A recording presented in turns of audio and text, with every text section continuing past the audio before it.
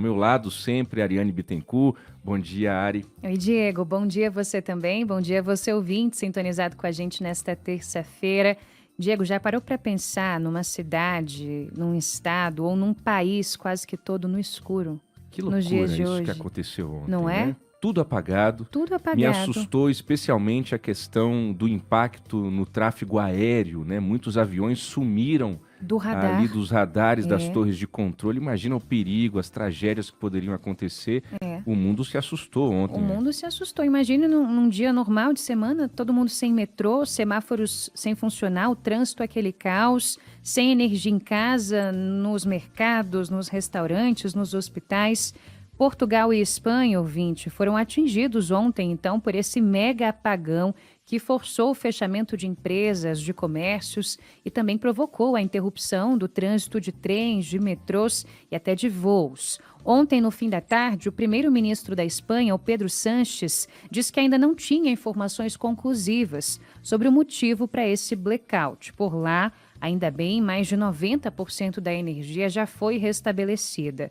A gente está na linha agora, ao vivo, com a jornalista brasileira Gabriela Lisboa. Ela mora em Portugal, viveu de perto esse apagão. Está na cidade de Aveiro, no centro-norte do país, a cerca de 250 quilômetros da capital. Gabriela, bom dia para você. Seja muito bem-vinda ao jornalismo da Nova Brasil. Quero saber como é que esse apagão afetou o seu dia de ontem e se você encontrou esse cenário que muita gente citou, até mesmo de comida, acabando nos supermercados, com pessoas ali tentando entender o que acontecia e estocando água, enlatados, enfim. Conta pra gente. Bom dia, Ariane. Bom dia, Diego, também. Olha, foi um dia bem tenso por aqui, principalmente porque nós ficamos totalmente sem comunicação. Não foi só a luz que acabou, né? A gente ficou sem internet, sem telefone. Algumas pessoas ainda conseguiam usar SMS, o WhatsApp de vez em quando vinha, voltava, mas de uma forma geral, assim, nós estávamos completamente isolados, né? Isso aconteceu por volta das 11h30 da manhã. Eu confesso que eu estava em casa, a minha primeira reação foi pensar se tinha caído a chave, aí eu vi que era no prédio todo, e aí levou uns minutos ainda com o WhatsApp funcionando, conversando com as pessoas, todo mundo dizendo que em casa também estava sem energia. A gente levou um tempo para saber que isso estava acontecendo em todo o país e também na Espanha. A nossa primeira reação assim foi susto e medo, porque começaram a falar de cyberataque.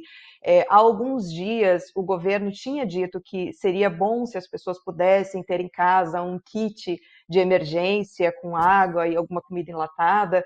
Isso quando a tensão ali entre o Putin e o Macron escalou, o governo se manifestou e falou isso para as pessoas. Então todo mundo começou a se perguntar: você tem comida em casa? Tem água em casa? O que está faltando? Corre no supermercado enquanto ainda está funcionando alguma coisa.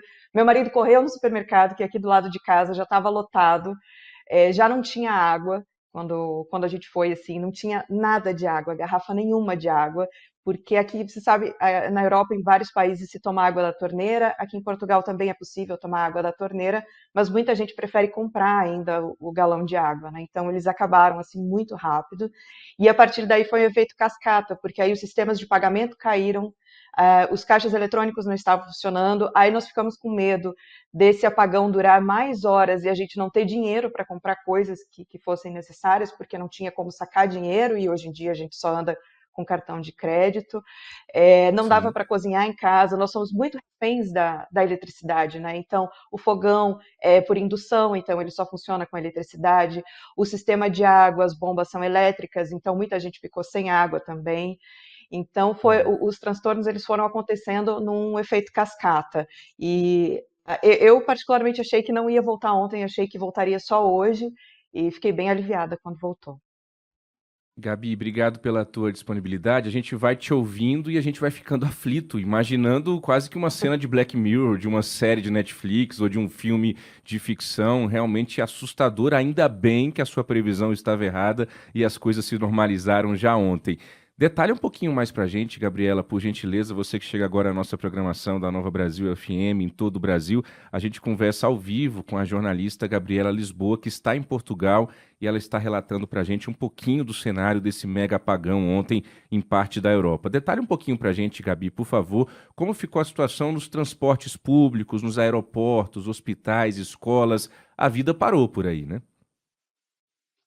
Das escolas, o governo agiu até de uma forma bem rápida, eu confesso que eu fiquei surpresa. Nas escolas, imediatamente o governo pediu que as escolas não mandassem as crianças para casa, que ficassem com as crianças lá, mesmo que não fosse possível ter aula, até que os pais pudessem se organizar e buscar seus filhos de forma segura. Então, as escolas deixaram de funcionar, mas ficaram com os alunos até o tempo que foi necessário. Hoje, as aulas já normalizaram. O país já está praticamente todo restabelecido, então as aulas hoje já estão funcionando, mas ontem isso aconteceu. A maior preocupação foram os hospitais, a maioria tem, claro, geradores, mas eles não são suficientes para muito tempo, né? Então, houve uma corrida para que se comprasse combustível para abastecer esses geradores por mais tempo. Os postos de gasolina, inclusive, fecharam para carros comuns, eles só estavam atendendo carros que são de primeira necessidade, né, ambulâncias, enfim, bombeiros, todos esses carros de emergência, e combustível para os hospitais para que os geradores pudessem continuar funcionando. Isso, claro, foi um transtorno para as pessoas que estavam sem gasolina, que precisavam abastecer, mas foi uma medida necessária naquele momento para que os hospitais, as ambulâncias e os carros continuassem funcionando. Nos transportes, a gente tem os trens e os metrôs, né? Então, nos metrôs que fazem o transporte dentro das cidades, foi uma situação complicada, muita gente ficou presa nos vagões, os trens tiveram que ser esvaziados, as pessoas tiveram que caminhar na ferrovia até a estação, enfim. Os trens, a situação não foi tão grave, porque calhou de ser num dia de greve, sabe que os trens aqui, os comboios, como se fala, eles passam por greves constantes, e ontem era um dia de greve, então esse transtorno não teve. Agora, nos aeroportos, a situação foi complicada, muitos voos foram cancelados. Assim que a energia acabou, Lisboa cancelou todas as decolagens. O aeroporto do Porto também são os dois aeroportos internacionais aqui de Portugal. Então, hoje pela manhã, um voo ainda foi cancelado em Lisboa às 7 da manhã, mas a partir disso todos estão funcionando. Hoje a situação nos Uhum. aeroportos, os voos estão regulares, mas existe um problema que a gente não imagina, né? As pessoas que chegaram ontem não puderam pegar as malas, porque o sistema precisa de eletricidade.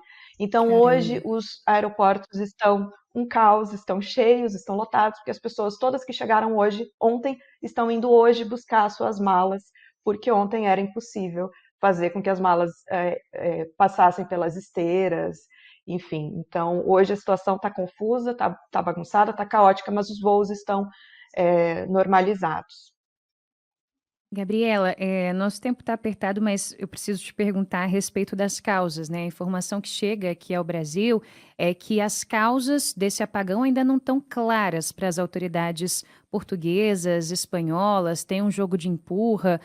Eu queria saber o que chega até vocês, se tem alguma causa esclarecida para o que aconteceu, e você citou a situação de momento, por exemplo, aí nos aeroportos, mas fora dos aeroportos aí, né, no geral, eu vejo que onde você está tem luz, claro, quem nos acompanha pelo YouTube está vendo também, mas fora dos aeroportos, qual que é a situação de momento? Fora dos aeroportos, a situação hoje está bem mais tranquila, né? Ela já foi normalizada. Praticamente todo o país já está com a energia restabelecida. Então, hoje, todos acordamos mais calmos, mais tranquilos. Agora, quanto à causa, realmente ainda não se tem uma explicação, uma causa definitiva. Ontem se especulou muita coisa quando a energia voltou, porque nós passamos o dia isolados sem saber o que estava acontecendo.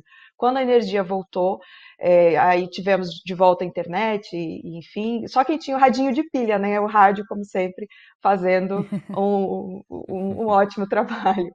Sim. Mas não era o meu caso, então, infelizmente, eu não tinha um radinho de pilha. Eu só fiquei sabendo quando a energia voltou, e aí se falou em cyberataque, explosão solar, várias coisas. O que as autoridades fizeram foi negar essas informações que estavam circulando Mas eles não deram uma causa definitiva. O que eles dizem é o seguinte, que o sistema de energia da Europa funciona num sistema de vasos comunicantes. Quer dizer, Portugal, Espanha, França, todos os países produzem energia. Portugal produz energia, mas quando sobra, entrega essa energia para a Espanha e para a França. Quando falta, pega energia deles. Então, o sistema todo se comunica. Quando dá problema em um, dá problema em todos. Então, o que eles dizem é que algumas oscilações muito fortes aconteceram no sistema na Espanha, e essas oscilações foram tão fortes que desestabilizaram todo o sistema e fizeram com que ele caísse. Mas o que causou essas oscilações a gente ainda não sabe, ainda não teve nenhuma explicação oficial. Muito bem, 6h45 da manhã aqui no Brasil, 10h45 em Portugal. Essa foi Gabriela Lisboa, jornalista que gentilmente conversou conosco ao vivo, detalhando esse mega apagão ontem em parte da Europa. Gabriela, muito obrigado pela sua gentileza, um ótimo dia para você e literalmente muita luz para você, viu? Por favor. Muito obrigada pela conversa, pessoal. Bom trabalho para vocês aí no Brasil. Até uma próxima oportunidade. 6h45, a gente tem pelo menos 2 ouvintes nos acompanhando agora, a Ariane Bittencourt, da Espanha também. Olha Temos aí. a Anne Caroline, de Girona, na Espanha, e o Marcos Paulo, de Barcelona. Ambos são ouvintes e espectadores fiéis aqui do nosso jornal pelo YouTube, em @jornalismo Nova Brasil. Estão bem também. A gente aproveita para mandar um abraço para toda a nossa audiência de fora do Brasil, na Europa, em outros continentes, que nos acompanham pelo aplicativo, pelo site ou com imagens no YouTube, @jornalismo Nova Brasil. Beijo para vocês todos. Nova Manhã.